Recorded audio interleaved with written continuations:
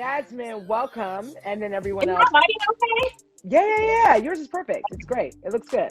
Black and Nuanced Conversation. So Jasmine and I did our interview back in like May, June, and Black bodies were dying. And so I was just like, I got to get this a proper release and breathing space. And so I had to bring Jasmine back on.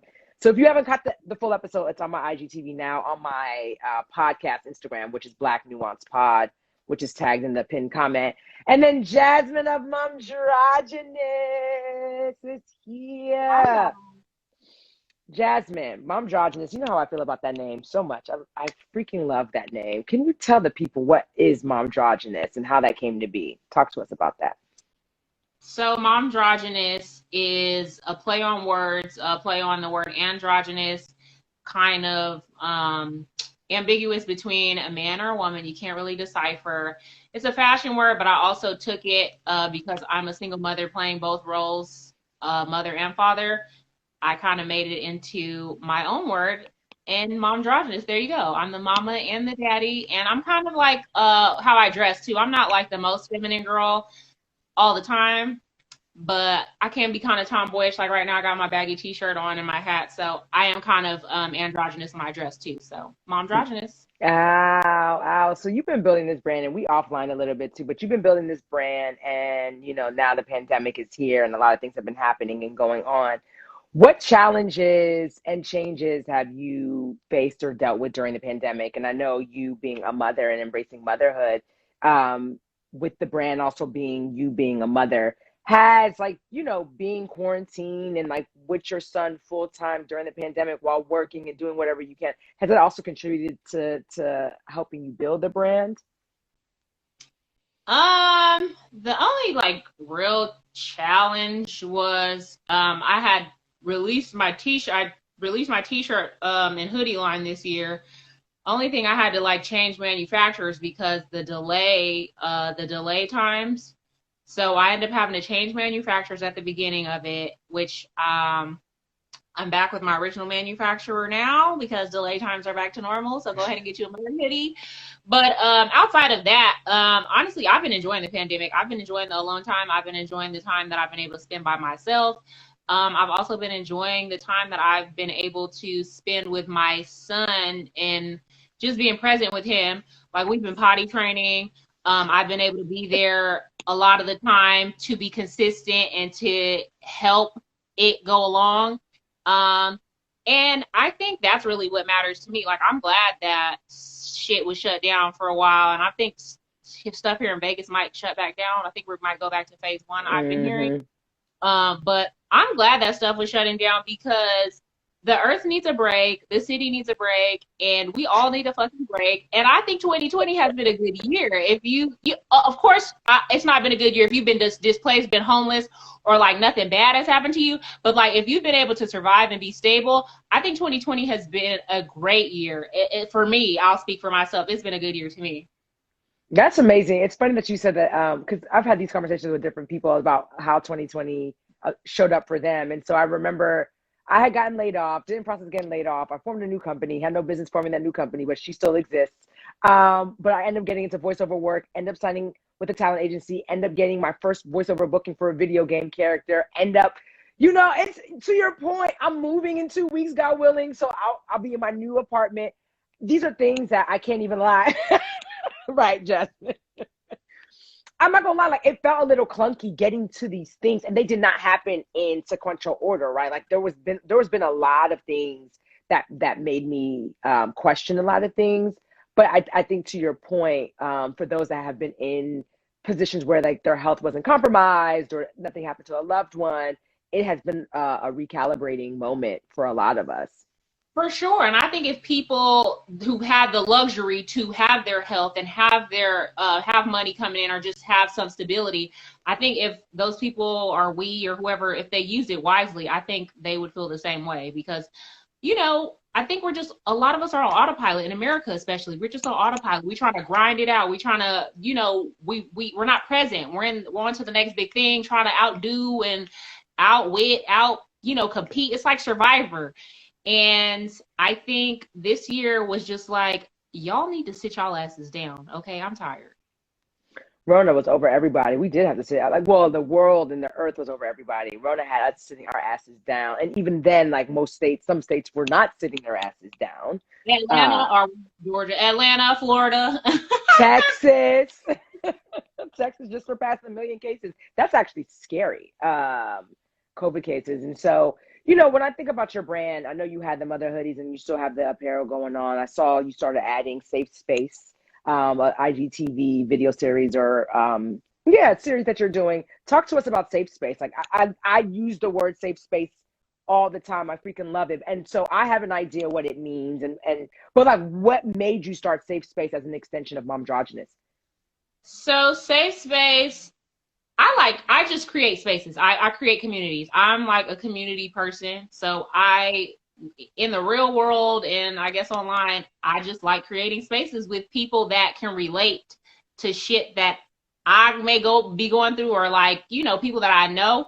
So I just like creating relatable spaces. Safe space, I actually started it, I think last year or maybe the year before that. I was doing it in my Instagram stories. People would submit their stories and they would to get advice, and I would share it in my stories anonymously so my audience could give their advice, good, bad, or indifferent, and the people could take away from there.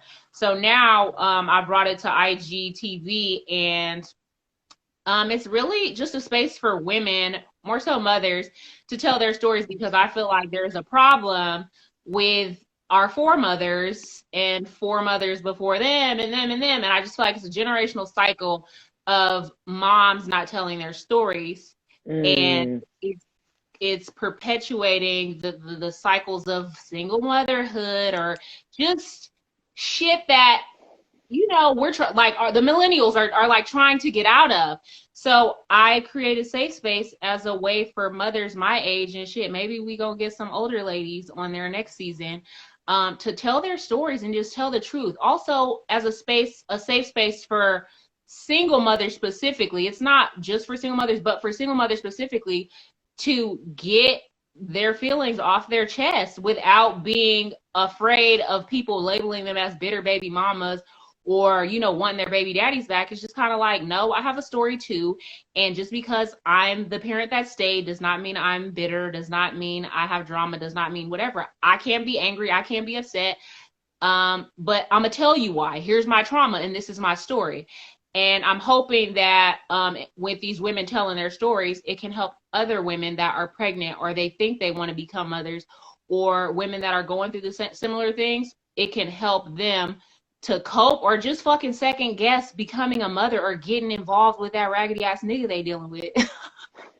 Not raggedy. Come on. Because I had people in my ear telling me certain things, but I didn't want to listen.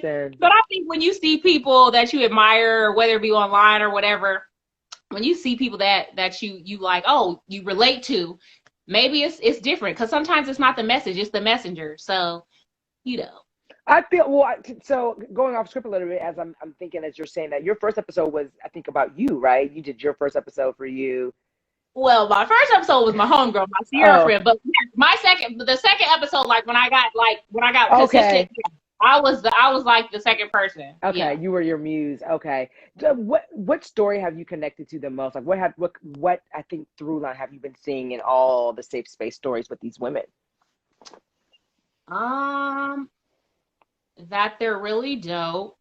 They have, you know, held space for men to be vulnerable and like accepted these men for who they are, their shortcomings, their baggage, and they sometimes be getting shitted on. Like most of them, they get shitted on, or in some cases there were a couple girls who like were like, oh no, I'm not getting an abortion, but I'm not staying with this man. Like I can't do this. Just following their heart, knowing that it was challenging to leave, you know, the situation that, you know, with the person that they had a baby with, but just knowing like me and my child are better off away from this and not staying. So just making hard fucking decisions. Like I relate to all that, just making hard decisions and just being a mother and the challenges that come with having a baby, like the emotional challenges and the soul work that you have to do. Let's talk about. So she also had a natural childbirth. She talked about it in the episode, y'all, which I think was so dope. She actually inspired me. I always wanted to do a natural childbirth when that happens, but I'm like, after Jasmine told me the story, I was like, I want her midwife when this happened. I want the things, so I could breathe my future baby out, honey. You're gonna have to go to LA if you want my midwife. I got the best midwife in the world. I will tell everybody like how gang members, how Bloods be like on Bloods, fucking neighborhood. I'm sorry, I'm throwing up gang signs and y'all think that's probably unprofessional, but my midwife, Mother, my midwifery. I freaking love that. I love that so much. So Kamala Harris, first woman of color, vice president elect. Shout out to Orlando. He's in here. He was my first episode that I rolled out for Black and Nuanced in HD, and we were talking about it last week. What are your thoughts about what's going on with this new administration? Oh God, because I know you got some thoughts, honey. So let's. What are your thoughts about this? Where do you see this going? I want to hear your opinion about this. Well, my followers, I kind of addressed this in my stories one time before. I'm not really a politics person, even though it doesn't mean that I'm like, I don't know about politics, because I will let y'all know that I did have the top grade in my U.S. history class when I was in high school. So a bitch knows what she's talking about. But Okay. I'm glad that election season is over. That is what I feel about it. I'm so glad that election season is over. I really don't have much to say about it. I've honestly been watching from the sidelines, everybody celebrate and hoop and holler. And, I've just been smiling from the outside like, oh, it's good to see Black people rejoice. But I'm not going to get involved in it because, when you just see things happen over and over, it doesn't matter if it's a Black person in the office, a white person, or whatever. Hopefully, I will say this. Hopefully, they have the right people in office to contribute to America's healing. It doesn't matter, if Kamala, I want to say her name properly. Kamala is in office as the first Black woman vice president. And Donald Trump is out of office. I really feel like America, whoever's in office, like they could fix whatever they can in that 4-year term, but is it going to stay consistent? Right. So I'm happy that Black people are rejoicing and all that, but I'm going to mind my business and be happy for all the Black people that are happy for Joe Biden and Kamala Harris. Be happy for all the Black people that are happy for what happened. Okay, that's okay. Okay. Y'all read in between those lines. I'm not mad at it. I mean, it was definitely contentious. I had a full week where I wasn't going to sleep. Like the TV was on, and I haven't watched CNN like that in years. And I wasn't sleeping well. It was all these different things that didn't need to happen. But yes, yeah. I think there's a lot of work that needs to be done. And we also, I think people would be naive to think that, oh my gosh, like they're going to be able to resolve things and everything's going to go back to normal. It isn't. Half the country still wanted this man in office. Like, so we still got to be honest and clear about that. But at least he's not pressing buttons like a child, right? Like, ooh, I know the codes to the da. And so it's like, no, scram, get your ass out of here and go back to wherever you need to go to. And don't motherfucking come back to New York, though. I know you're from here. 45, but we don't even want you back here, okay? Let's be clear. Lastly, what's next, honey? What are you working on next? Where do you see yourself going? And again, like you and I are offline, because I see big things for Momdrogynous, but what do you see? What do you want to do next?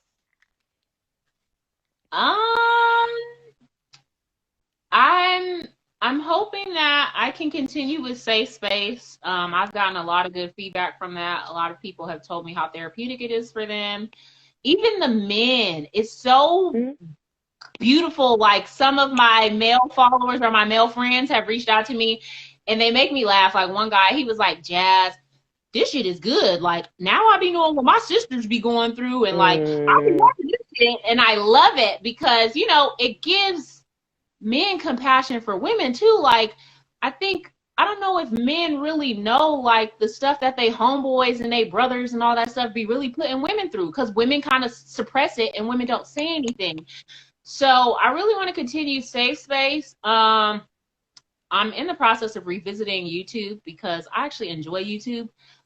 I'm kind of over Instagram low key. Nobody knows that. I just let you know here first, but I'm kind of over Instagram, so I'm low key trying to figure out a way to transition off this motherfucker because it's becoming a little too Facebooky and some shit that I don't like too. Oh, I'm so glad you said that because with these new changes in my mind, I was just like, Instagram is becoming Facebook. I understand that they're owned by Facebook, but like it literally is starting to look like that, and I don't like it. I don't like it. They force people to look at what they want you to look at. It's like, no, I follow this amount of people. I don't see this amount of people on my timeline. Can you show me what I'm following? All these paid advertisements and all that shit. It's like, oh no, I could watch cable for this. And girl, I ain't never had cable a day in my life since I moved out of my mama's house. And my mama don't even have cable no more. So it's like, I don't want all these commercials, all these ads. I get that it's the time and it's the time that we're moving into, but something's got to give. I'm kind of trying to figure out what the next move is because I don't know about Instagram. Yeah, I mean, people are agreeing. I agree. I'm literally on it to promote the things I have going on. But Jasmine, I'm not gonna lie. I've actually been over Facebook for a minute, but I'm on Facebook. I'm on Instagram. I do things on YouTube, but like my platforms that I really go ham on are Twitter and Instagram. And Twitter just rolled out Fleets, which is the equivalent of Instagram story. So I'm gonna see what they talking about. See what's up with that. But everyone's keeping up with something. So yeah, I don't know if I sent it to you, but the suggestion I had given you on how to like lift your safe space into making it something bigger where it can literally really do its thing on YouTube. I can see it. I love it. Right. I love it.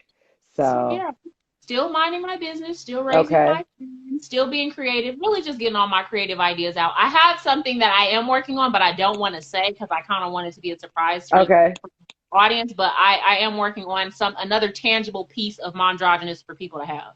Oh, because I was going to ask you about the I was like, if you were going to expand like the merchandising. And yes, I agree with you.